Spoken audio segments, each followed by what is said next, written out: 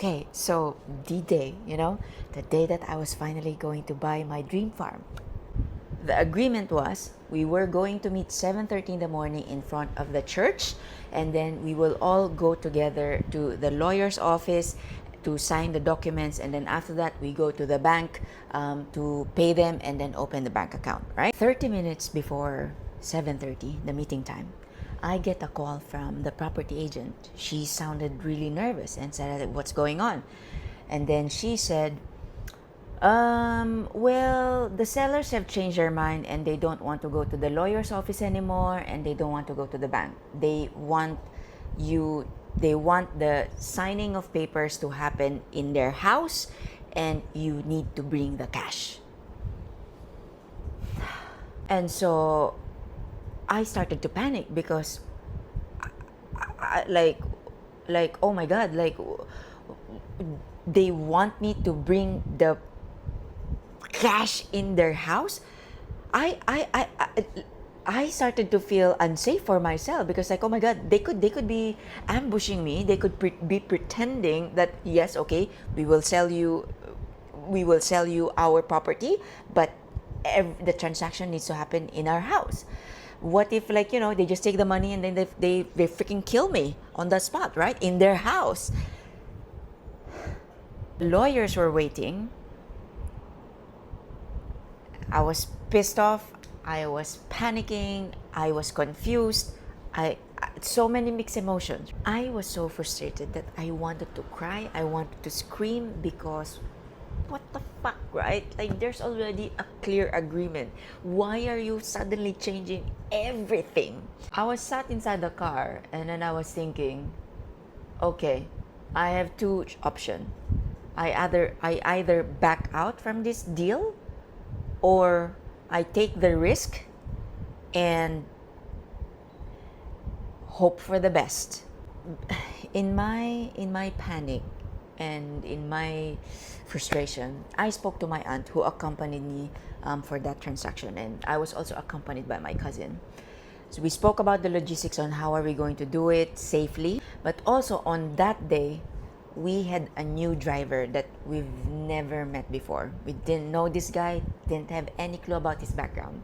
And so there was like that, like, oof, can he be trusted? We went to the lawyer's office and then explained the situation that, oh, sorry, the sellers have changed their mind. They want the transaction, the signing of documents to happen in their house. And so the lawyer told us, okay, we need a witness. The secretaries of the lawyers were kind enough to like offer, okay, I'll come with you.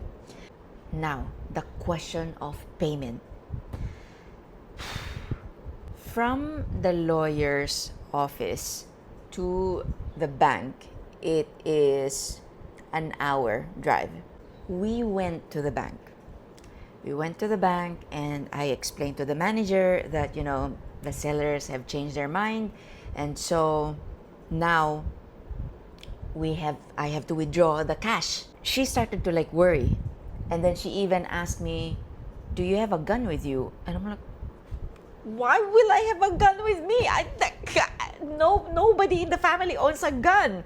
The bank manager said, you're telling me that you want to withdraw this amount and you don't even have a gun to protect yourself.